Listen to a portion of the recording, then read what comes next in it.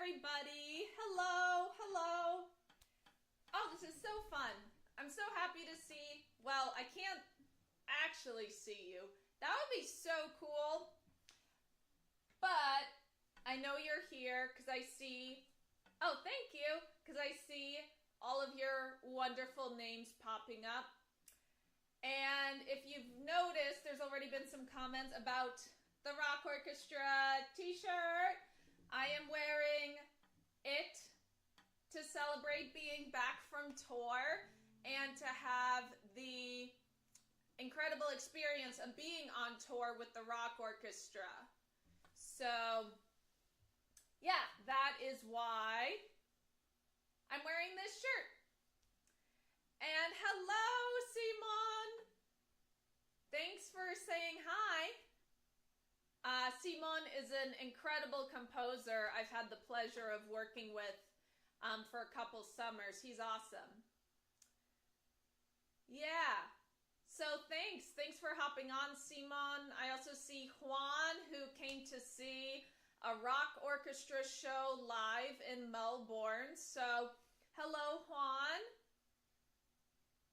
Hi everybody. It's so great to be back and live streaming with you all. So for today, we're going to cover some cello tips and tricks. Chelly and I will also demonstrate, maybe play some music while we wait for people to gather around the cello table, if you will, and share some stuff. Let's tune up Chelly.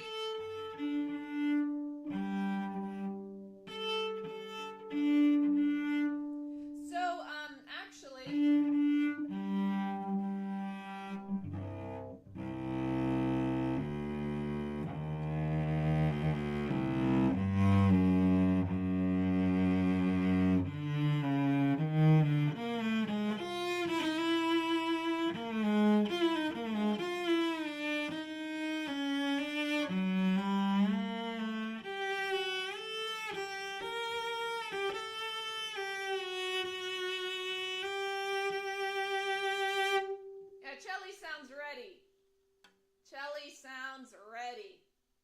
okay, so actually, one thing I wanted to open the live stream with is a quick tip on tuning.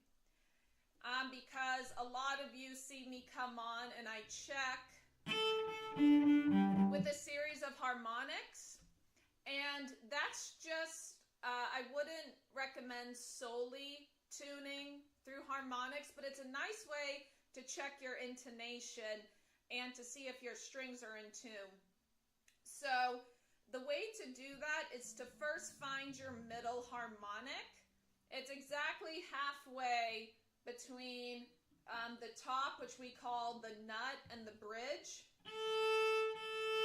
It's just above fourth position, for those of you who know your cello positions. So you play that harmonic. And there's another harmonic that lives at the start of your fourth position. And if you don't know where fourth position is, you take your thumb, you go down to the bottom of the neck, boom, that's fourth position. It's a really easy one to find because it's right at the base of the neck.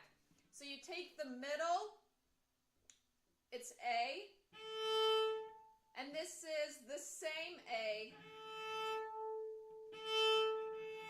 Actually, it sounds a little high to me.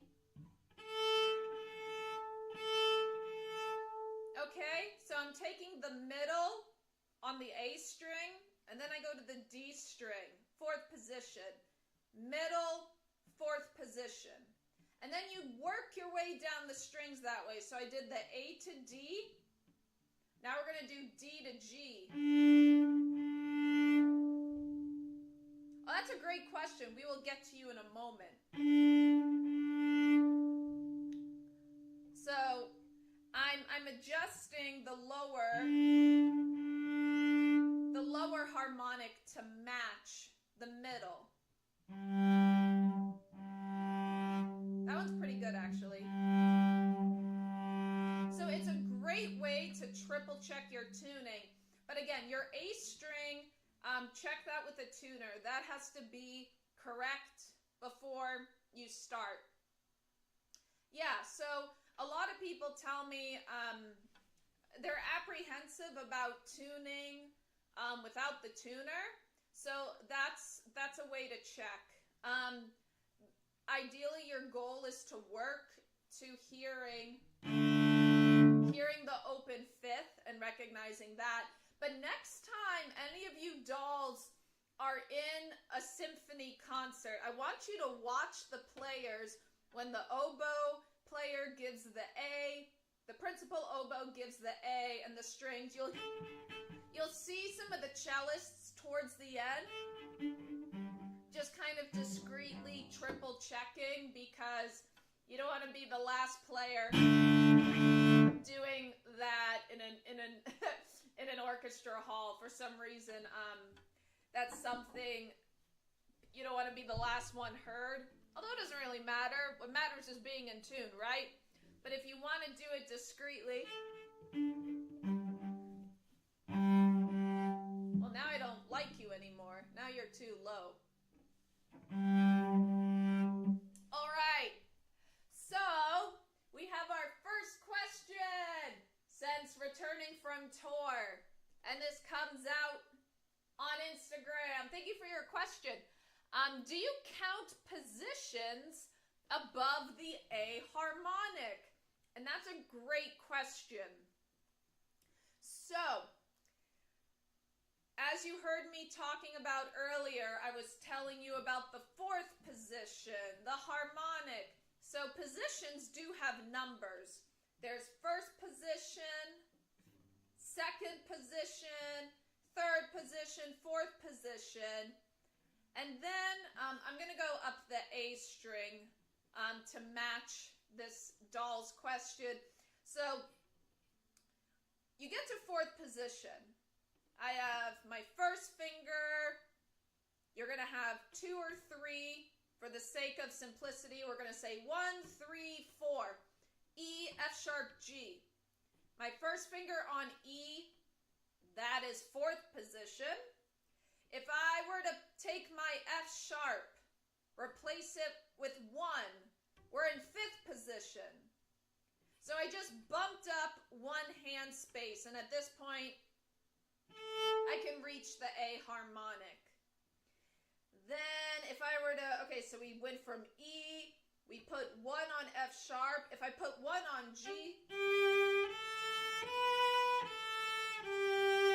well, now we're kind of going beyond the harmonic territory. So this is sixth position. That if my G goes to A, that's 7th.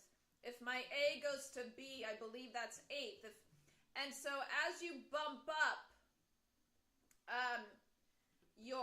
where your first finger goes, you bump it up in stepwise motion. Those are where you number the positions. However, I will tell you, in all of my years of having cello lessons, I haven't had a teacher that has said, okay, Carolyn, I want you to find 12th position. We don't really use numbers. You technically can, but once you get to the A harmonic and you're going higher and higher, we call that thumb position because it incorporates the thumb. You need the thumb if you are going to go up and beyond the A harmonic. The thumb is a very important guide. So at that point, we kind of change the vernacular we use, and we just call it all thumb position. However, this is a huge tip I talk to all of my students about. And I know a lot of you dolls have an interest in thumb position. A lot of times I've noticed on YouTube, my videos about thumb position tend to perform the best because they're very popular, which is awesome. Hold on. Hold that thought. I'm staring. My ring light is off. It's not off, it's just not turned. kind of shadowy on YouTube, and it's been really bothering me. We're gonna go with that. It's a little better. Okay, sorry, that was really bothering me. Yeah, we'll go with it. Okay, so big thumb position tip. This is huge. If you want to start going into thumb position, this is the way I think it's easiest to learn.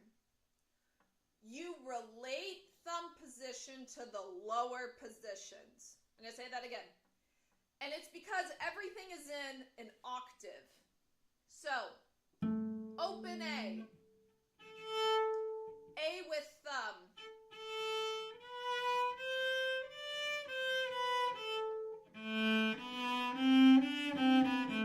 They are perfect octaves.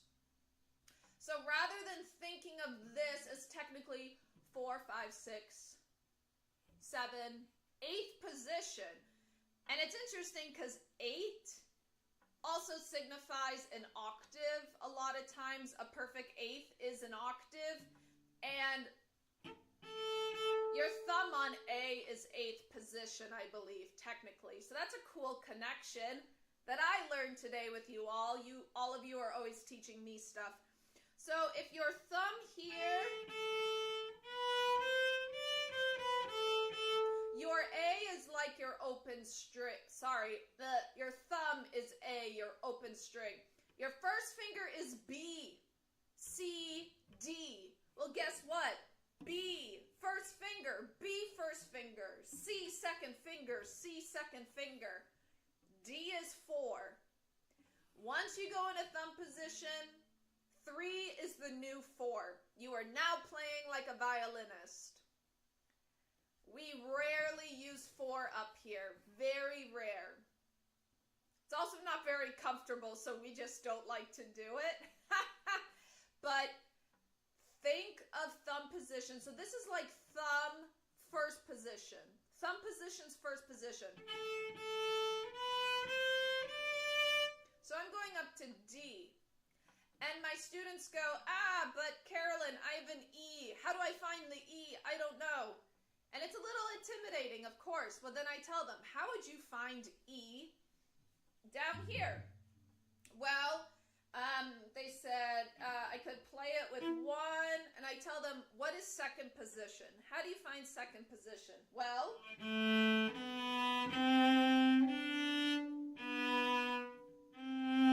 your first finger goes up to C, and your 2 is on D.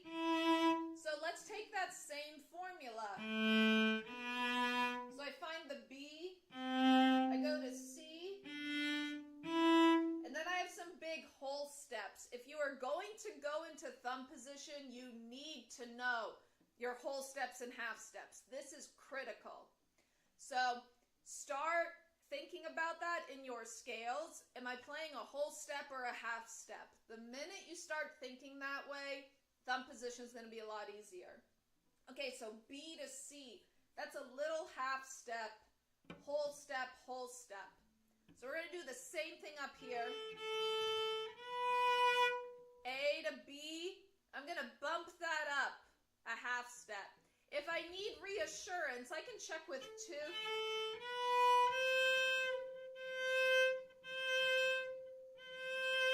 Okay, so now I need 2 whole steps. 3 is the new 4. And you find E. So in a way, I figured out how I shifted from 1 to 2, 1 to third position, 1 to 4th. You do the same thing up here. It works the same exact way. The notes are closer together. The shifts are going to be closer. It's going to take some time to get used to the spacing, but the same exact principle works. Shifting in the lower half of the cello, shifting in the upper half of the cello.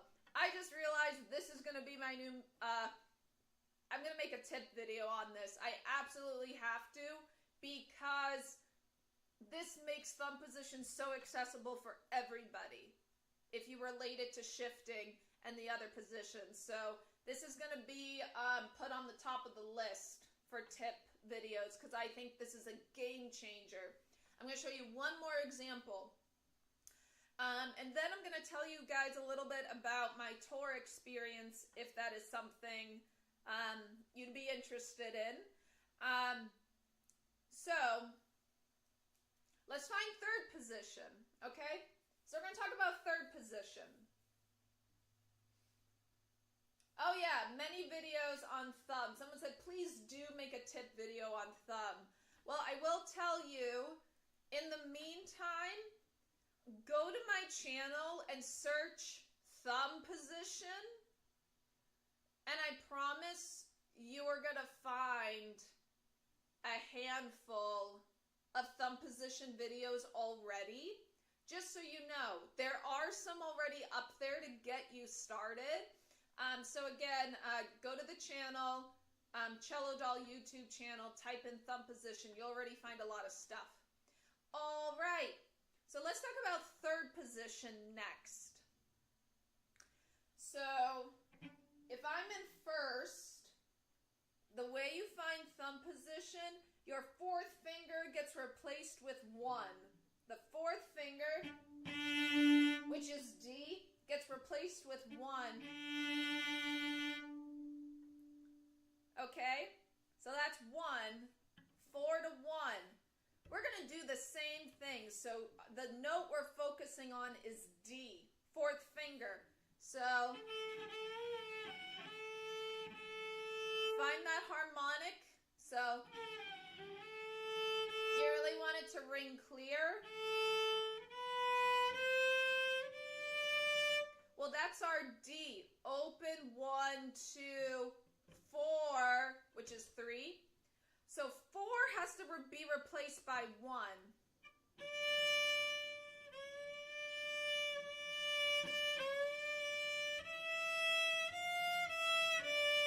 So that's D, E, F. If I wanted it to be F sharp, that F natural half step has to become a whole step. But look at what's happening. I'm getting a big amount of space between thumb and 1. And you can't keep doing that. So when you shift in thumb position, the thumb has to come along for the ride, okay? And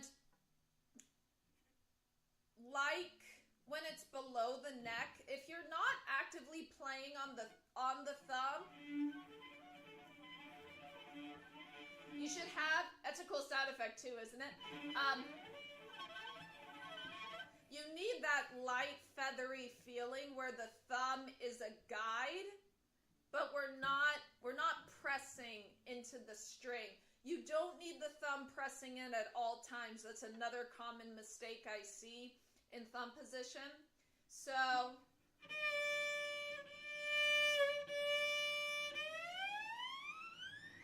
however high you go, the thumb always follows. Now, well, how close should my thumb be? Have it be at about a whole step. Okay, and the reason for that,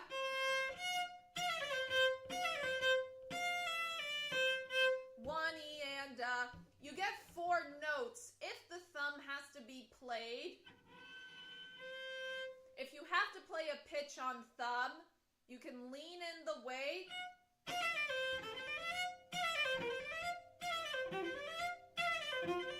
That's how we play a lot of fast, zippy concerto passages. You keep the thumb on a pitch within your key signature. So rather than having the thumb just randomly hanging out in no man's land or on a random note, have it prepped a whole step behind the first finger. But let's say you say, well, Carolyn, I don't have to play a note there in this passage. It doesn't matter.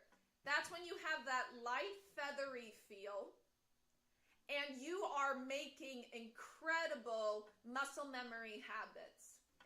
Even if you're not playing a note in that spot with thumb, you will someday.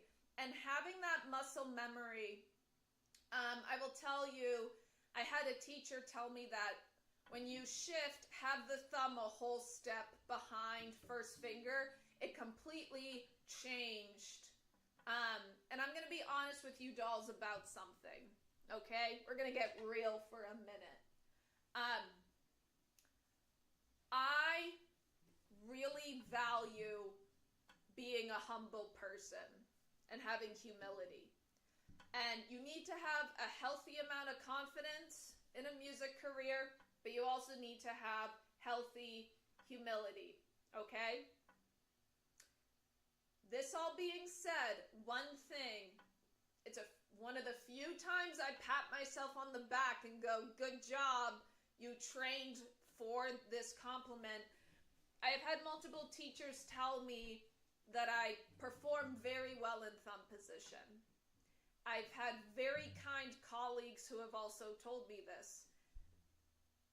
Now, sometimes I go, okay, can I take that ability and like sprinkle it into other skills that I need to really, really practice?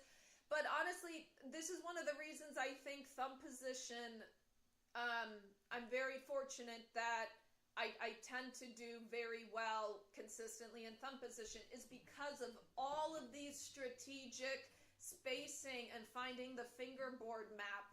And so I say this with a lot of humility, that this is something I've worked very hard for, and the consistency pays off.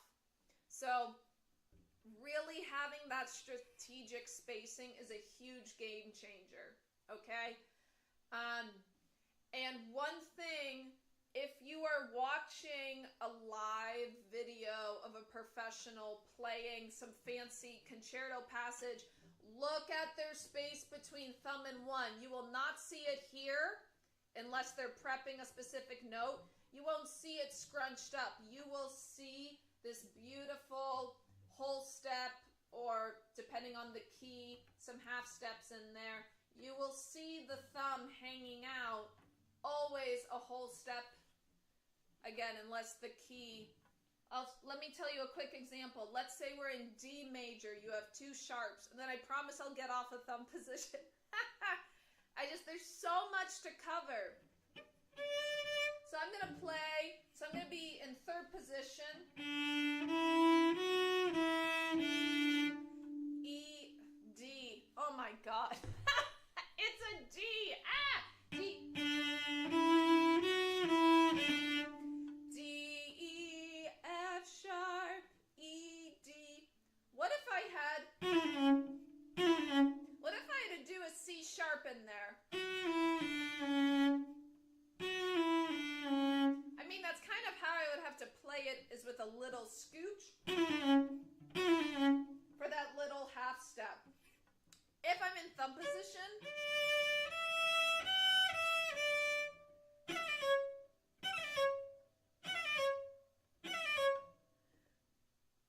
then the thumb plays the C sharp. So that's a case where the spacing between one and thumb has to be a half step, so I can play that D to C sharp with ease.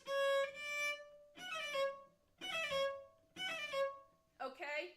So if I need the thumb for a specific pitch, it can be a half step, which is basically your fingers touching, because the half steps are so tiny, tiny. But if I don't need the thumb, it's comfortable to have it at a whole step distance. I used to have cello lessons from Christopher Bunting. Oh, I love that. I love hearing about, there's some of my teachers have called it kind of the cello teacher lineage. And for those of you, you might find this really fascinating. If you think about it, cello teachers kind of make a family tree. So this cellist worked with this cellist, and then this cellist, and then this cellist taught Carolyn. So you have this influence of all of these teachers getting passed down. One that is absolutely incredible that I still am baffled and feel very lucky is I have one teacher who worked with Rostropovich. So if you think about that, that's 2 degrees away from Mislav Rostropovich, and that's wild to think about, right? But it's true, we create this kind of family tree. So I think that's awesome. I will have to look up this cellist because I don't know. The name is ringing some bells, but I will definitely, you've inspired me to look up Christopher Bunting, so thank you. I want to learn more about him. Okay, so next, if anyone has any questions about tour life, I just got back from tour. I've been kind of keeping it low for the past week and a half. I've had some things, some small gigs and teaching, but just kind of keeping things on. Oh, I'm sorry to hear that, but I'm sure this is going back to the cello teacher that was shared to me. I'll still look them up because I'm sure they'll have some incredible articles and things about them. But I am sorry your teacher has passed away. That's a hard loss to have because they're. Oh, that's wonderful. I'll have to look. This cellist has shared that their teacher wrote 2 books. That's fabulous. Yeah. That's wonderful. That's actually wonderful. Oh my goodness. Hello. In the chat, we have a guest. Stephen Atkins Photography. Hi. Steve took some beautiful photos of the rock orchestra in one of our shows. I'm so happy you have joined. I'm in rock orchestra merch. And then, we've had weird weather here, so.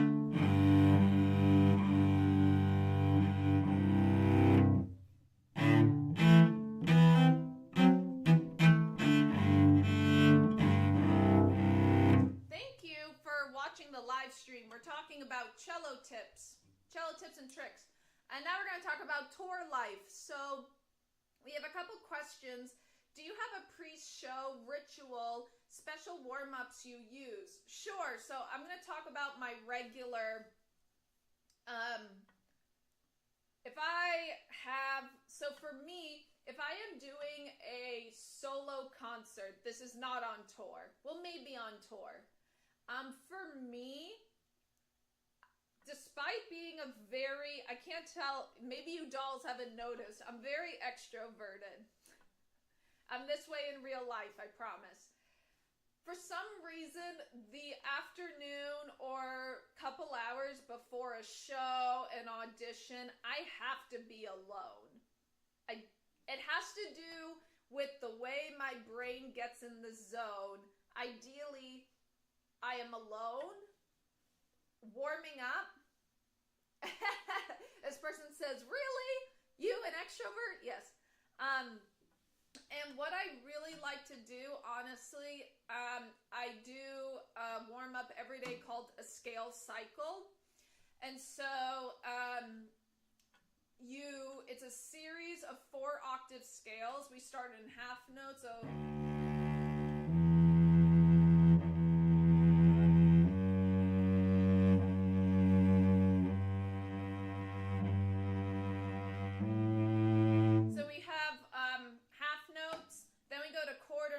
and I'm alternating major and minor keys as well.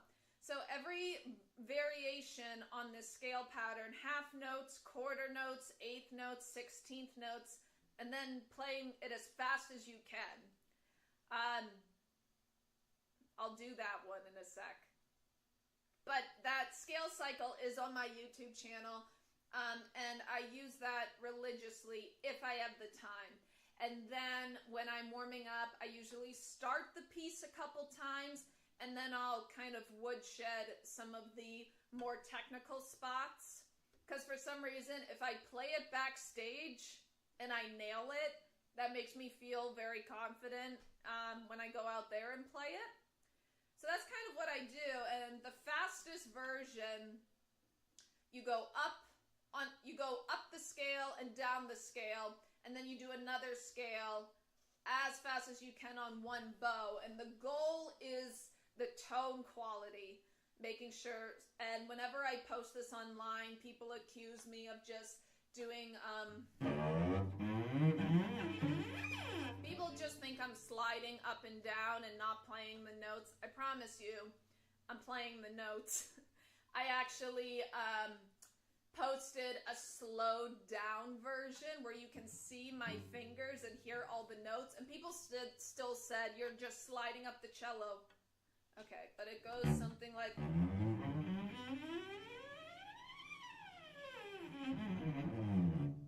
That wasn't great, but that's... I didn't like the tone quality. People think it's for the hands. It's for the ease of the bow. So let me put my feet in the ground. That's another thing I do, is I really try to imagine that I have like big tree roots in the ground going through my feet to help me feel anchored. So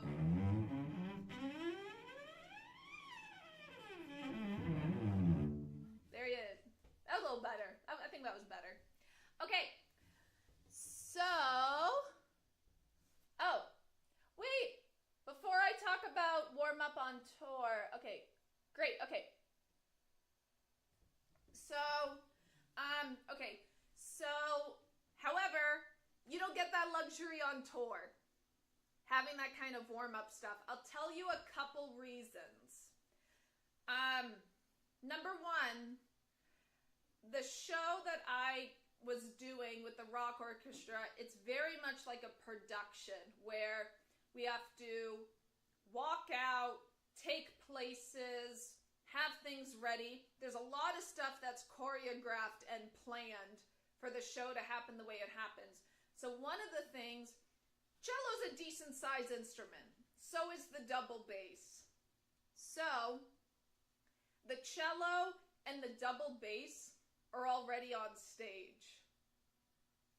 So if they're already on stage and they are out there, so any of you who have come to see the rock orchestra, you will see the cello and bass on stage. I can't warm up because the instrument's on stage. So that's, thankfully, every day we have a show, we do a sound check and a mini rehearsal. A couple hours before the show. So because of that, my hands are still pretty warmed up from sound check.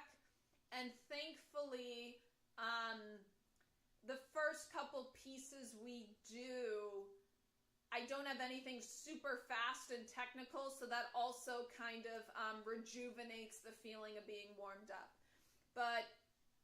And because everything's on a tour, on a schedule, before the show, I also make sure to have a light-ish dinner. I don't want to feel sluggish by having a giant dinner, but I also don't want to feel lethargic or that I don't have enough energy. So I always try to eat a well-balanced dinner. So, for example, I ate a lot of like rice bowls on tour, like going to restaurants and getting like protein bowls or vegetable bowls, because that has a lot of good nutrition. And this also leads to, sorry, that was my foot. Another question from our doll on YouTube: how do you maintain your health and fitness while stuck on a tour bus for weeks on end? I mean, that's a huge part, is eating well and balancing nutrition. Now, don't get me wrong. The past couple tours, we've been going through the South, so I indulge in barbecue. You know, I'm not, you know, you gotta treat yourself. You're on the road. You're working really hard.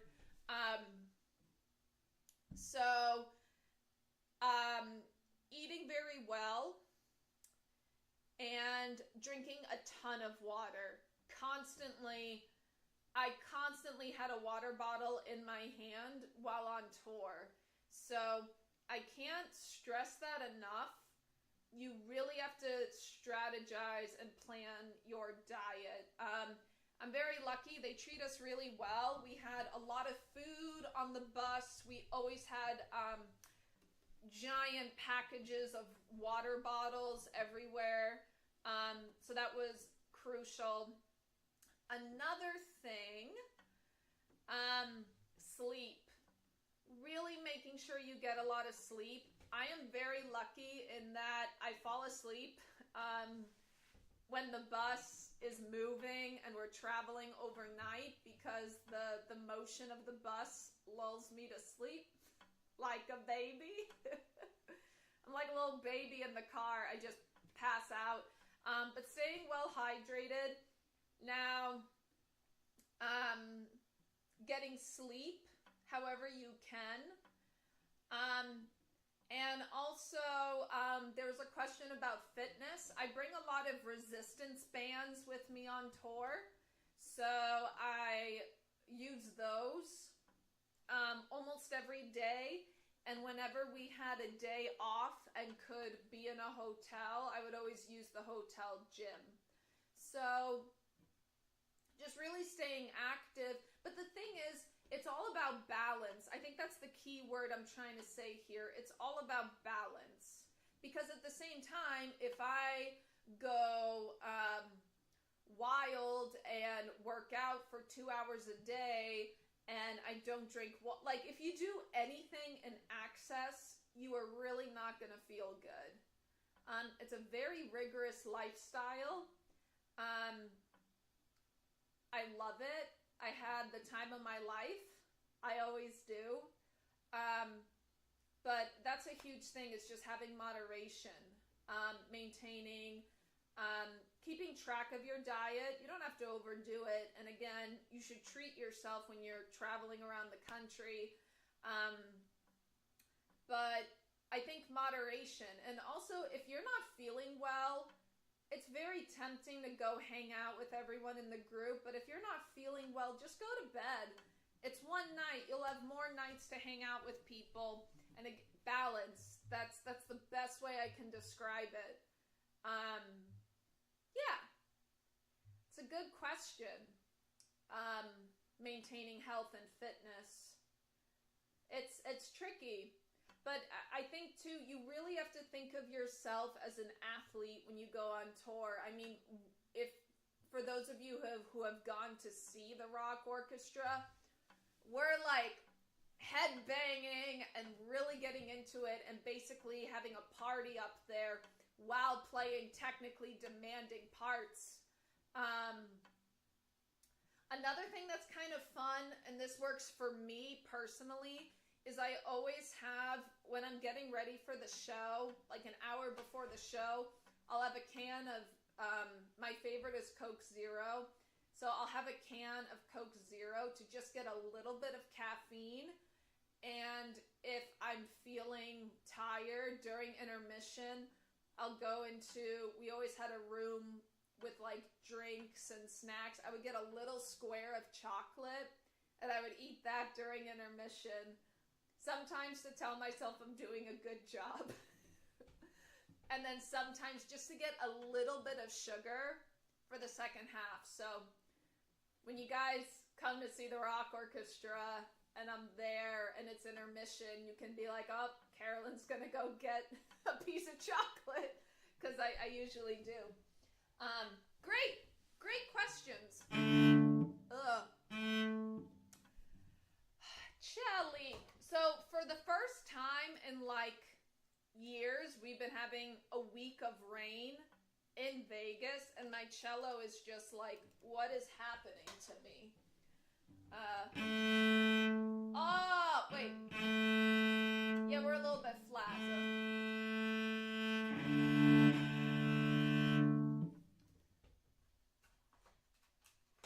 Oh, yeah. Okay.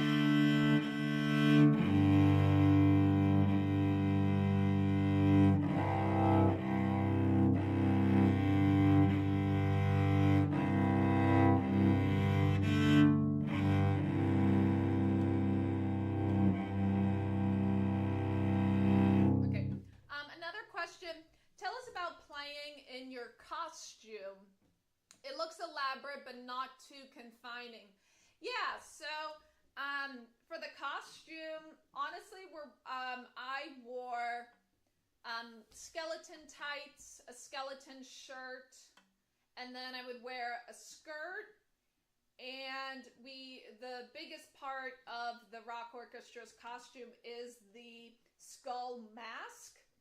Excuse me. So it's a face mask that covers most of my face. Obviously, you know, I can see with some holes where the eyes go, and then they're all bedazzled into the pattern of a skull face. They're really, really cool. But the thing is, you're basically playing, you can't see anything on your sides unless you turn your head. So that takes a little getting used to. In terms of reading the sheet music, it's really not that bad. After 1 or 2 shows, I'm pretty used to it. The funny thing is, though, when we're waiting backstage, because we can't see from our sides, and if it's dark, if one of my buddies comes up to me to say hi, I don't see them coming from the side, so they spook me sometimes. But actually, I'm going to steal this. One of our violinists, she actually practiced her music blindfolded to just completely practice not being able to see. Because it is a little odd. The best way I can say is if you want to look at anything, looking for cues must be fun. Yeah, we got to memorize all of our cues. All of our cues. The only thing that took some getting used to is because I can only basically see right in front of me. I'm changing pedal effects throughout the whole show. So if I need to look at my pedal board, I literally have to look like this while I'm playing to tap because I don't want to hit the wrong number. If I'm turning my page, I can generally feel that with muscle memory. But if you need to look at anything, you have to physically turn your head because you have no peripheral vision. Cues, yeah, we got to memorize all of our cues. That is something that I think is very exciting, to say the least, about the show. But I think that's one reason I'm so fortunate to play on a stage with such a high caliber of musicians. Because I'm going to be honest, no one's going to cue you. We don't have a conductor. So you are expected to come in. You got to come in right. That's what you got to do. That's showbiz, baby. No, I mean, it's the kind of show where you got to come in. And we're one on a part. There's one cello. There's a violin 1. There's a violin 2. But it's only 1. So you gotta come in and rock it, you know? And it's exciting. It's fun. It's fun to have cello solos and things like that. But yeah, you can't really look to anyone for cues. I guess the only thing I will say, I'm gonna correct myself. The first violin will cue. It's mostly we cue a cutoff, I should say. If we have a big, loud ending or a drum solo, I will have to turn my head off to end with everybody. So that's my bad. We occasionally have to look for a cue, and we all got to turn our heads. Great question. Yeah, it is challenging. It's really fun. I love it. So fun. Great questions. You dolls always impress me when you come on with questions and stuff. All very good. Cool. And the other thing too, while I was on tour, I did have a lot of time to think about cello doll, and it's kind of nice to be taken out of your usual surroundings and to do something really out of the box. You're out of your city, you're moving around, and it gives you new perspectives on things, right? And, you know, the cello doll is slowly becoming more towards performance content, because that's something I'm very passionate about, and I always have so many cool ideas that I want to record and play. If only I could clone myself. But the thing is, I really understand and value educational content. So I promise that's not going to go away, but it's just something I've taken a little step back from. And I can't say this enough. I think it is so important when you are online, on the internet. You got to take these steps back so you don't lose yourself.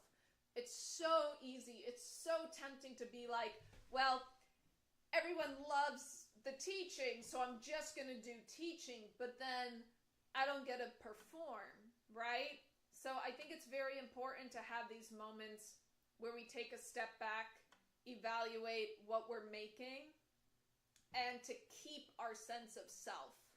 I hope that makes sense. But I do know I haven't been doing a lot of tutorials lately, but those will come back. Well, thank you. It's so nice to hear that. Someone wrote, thank you, steady on. We appreciate all you're doing. That's very sweet. That really means a lot. Thank you. I don't just say that. I promise. It really does. It hits me in my heartstrings. It really does. Okay. But yeah, that was another cool thing about tour, is getting new perspectives and stuff. Well, thank you. But I do understand how having accessible educational content is really important as well. Just one thing at a time. It's a lot. At some point I'll have to turn around my camera and show you all my setup. Because I just don't sit on my chair and push a button. I have to set up 1, 2, 3, 4, 5, 6 things in here? 7. There's 7 things behind me that help me live stream. So it's always a lot of steps, even with tutorial content, but we need some thumb position stuff. That's what I'm feeling. Oh yeah, I know, and there's already a lot there. I agree, but there's always new ways to explain it too. So, well, we'll get there. We'll get there. Awesome. So we have about 10 more minutes.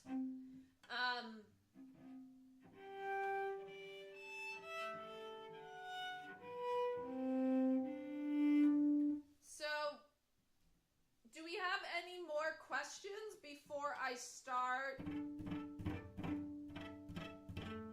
Before I just start throwing knowledge at everybody?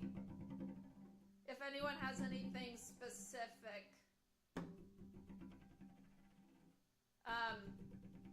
I'll just jump in with some stuff. We talked about thumb position. We can talk about some... Oh, continuous vibrato. Uh-oh, wait a minute. Hello? Okay. Sorry, I'm just tapping my mics. Okay, we're fine. Oh, okay. So there's one more tour question, and then we'll do continuous vibrato. Someone asked, what type of cello do you use on tour? So I use, the Rock Orchestra provides a cello. It is a Yamaha electric cello. I don't remember the exact model of the Yamaha. It's a red one with a curve for the body. I know there are some Yamahas that are a strip with 2 spots for the knees. that kind of jut out. It's not that one. It's the one that has half of the body shape, and it's just a band, and it's red. So if you go on my Instagram, I made a post about tour, and you can see a photo. I took a photo of like where I sit in the ensemble, and you can see the cello there. So it is a Yamaha electric. You sound good on YouTube. Thank you. For those of you on YouTube, I am streaming. Oh wow, someone knows. Yamaha SVC 110. That's cool. There you go.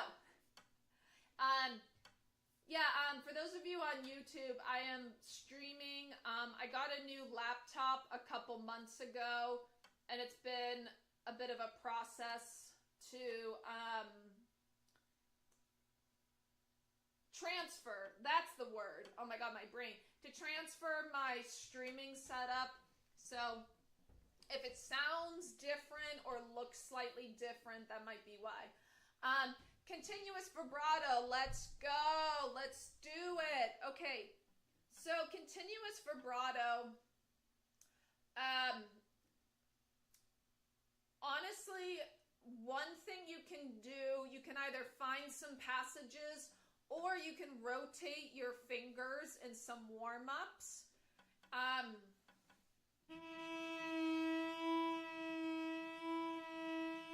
And I'm really kind of winding up the finger.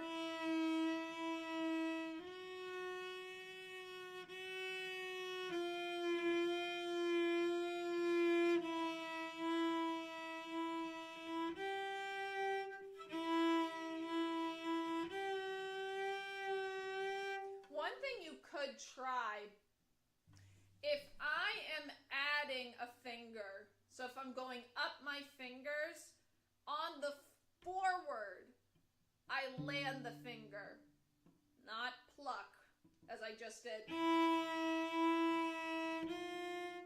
So instead of, on the back end of the vibrato, I do it as a part of the forward. When I'm vibrating and I need to take fingers away, it's on the back end. I peel off the finger. So that's something you can practice. Take a passage. Let's do, I was reading through some Brahms. I was just playing around with some Brahms stuff.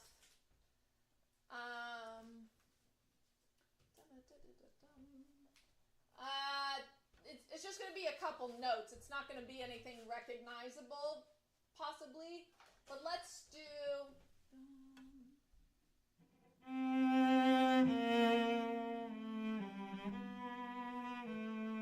just that much.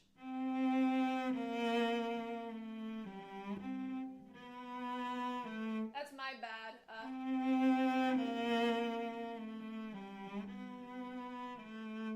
So, back to shifting. If you're shifting down, you want to do it on the back part of the vibrato.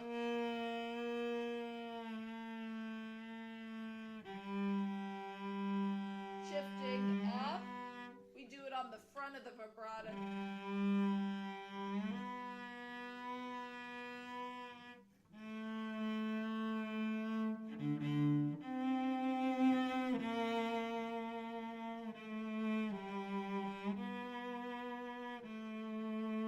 And you notice I'm changing the bowing. If you need to change the bowing for a slower exercise, it's okay to do that rather than straining the tone.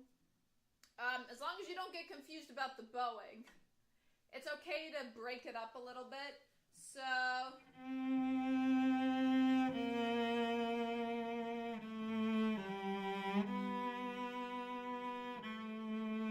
now here's the other thing. I realize I'm doing this now that I'm playing this passage. This is the other thing. For those of you who want to get into teaching, don't be afraid to play something in front of your student, because sometimes I have these epiphanies of, Oh, and you have to do this because sometimes the longer you play, it's a blessing and a curse. You do so much automatically. So don't be afraid to play something in front of your students and then articulate what you're doing. It really helps. So what I noticed, for example, I'm going from 4 to 2. At the very last moment, I put down the second finger. Can I bow this way? I don't know. Hold on.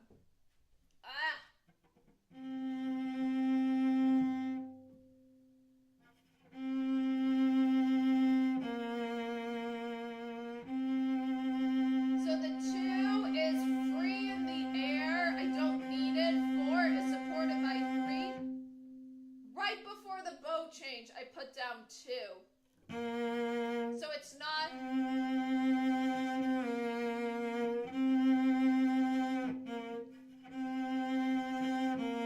I don't time it.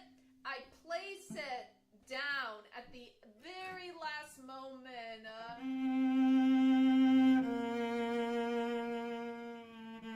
Same. I'm gonna see if I can play this obnoxiously tapping. I don't know if you're gonna hear my fingers tapping away. Maybe you will. Let's see. Also, this is a really weird way to play, but I think it's the best angle for you all to see what my fingers are doing. I keep telling you so many times, the secret is efficient finger prep. Honestly, with the left hand, I talk so much about preparing things in advance. The left hand, my students are going to roll their eyes. The left hand is always a millisecond ahead of the bow. Yes, they're on the same page, but the left hand is always a millisecond ahead. Always. Because if the left hand's not ready, you're going to get weird sounds, let me tell you. Okay, so... Oh, wait. Oh, this is hard.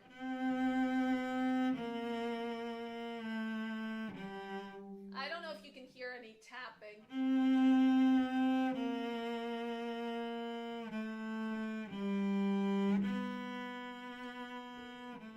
Now, you can't really hear it, but I hope the idea comes out. It's very helpful. I was anticipating and stopping too early, and that's normal. A lot of people, you don't stop vibrating because you don't want to be musical. I want to sound flat, so I am flat as in non-dynamic, not in pitch. I want to sound boring, so I'm going to stop my finger. We kind of stop the oscillation because we're thinking about a big shift. So that's why I say have the shift come out of the vibrato rather than thinking I need to vibrate then shift. Think how...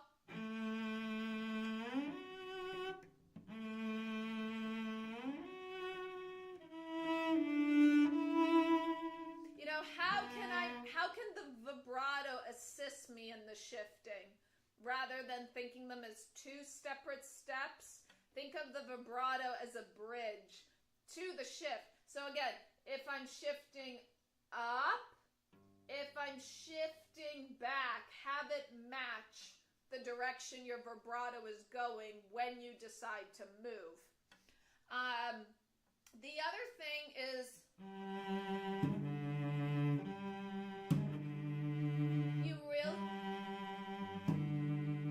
you hear, see, if I do a string crossing, you can hear the clunk.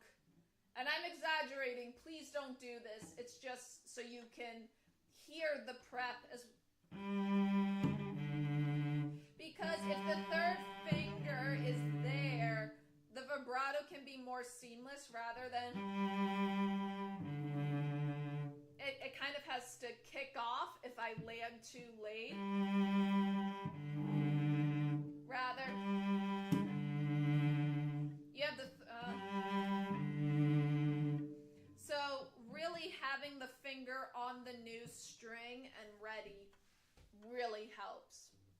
So if you feel like your vibrato is getting stagnant, It is likely something may not be prepared correctly. And also, just the technique of having constantly oscillating vibrato. It all is here. So, if you do my vibrato boot camp, we do the shrinking sirens, where we start like this, and then we close in. This part has to always be in motion. If it's not, then you are going to get so tight up here. Ask me how I know, because I did it in my youth. Okay? So, if this part is not moving and oscillating, like even just, because here's the thing, wrist vibrato, I can't even really do it. I can't do it. It's just the wrist. That's what violins use, and I believe violas use. We use the whole arm. And again, but your wrist is moving. It has to move. It's all interconnected. I can't vibrate from here and not have the wrist follow along. But the wrist is not the origin. That's the big difference. So, even if it doesn't feel authentic, even if you have to practice throwing the arm forward a little bit,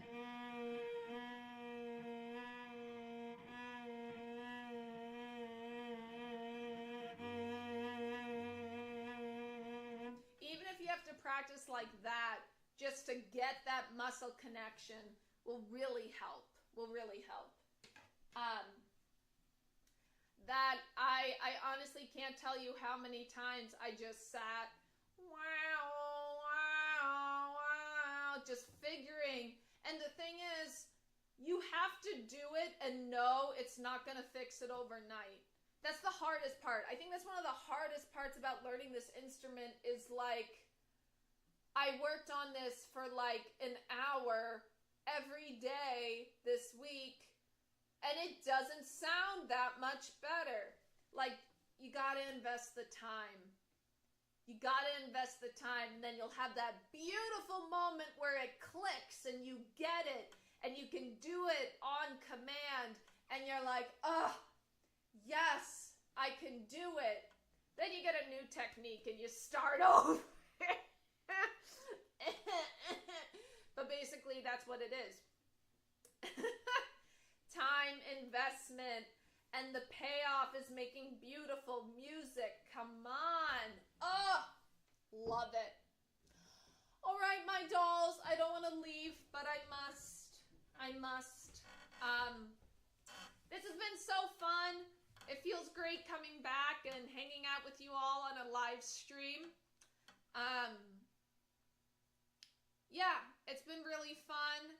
Thank you for coming and asking questions about tour. It's always fun to share my adventures with all of you. And yeah, thank you so much for the kind words. It's so nice to be here. Thank you for tuning in. Yeah. So one thing I'm going to say, I want to start something new next year because I feel really bad. I know not everybody. Oh, thank you. People are being so sweet. Not everyone can make this time. The Thursday,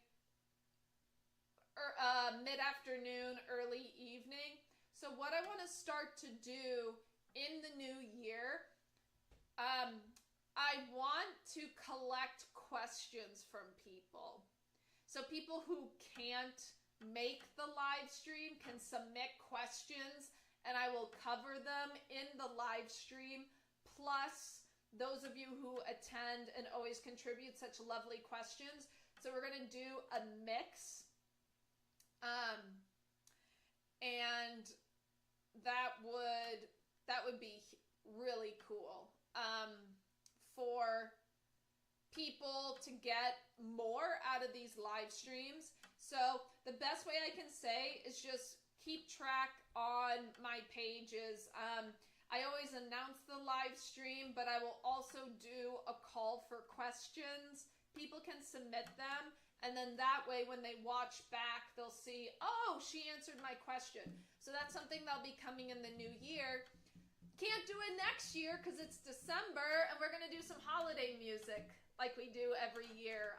You all seem to really enjoy that. I do as well. So we'll have some Christmas music, holiday music, December, winter music, all the music coming in December. So that'll be what the live stream is next month. So until then, so fun to join you all here and answer your questions. Thank you so much. And Shelly and I will see you next month. All right, my dolls, as you know, we love being here with you. And in the meantime, happy practicing. Bye-bye.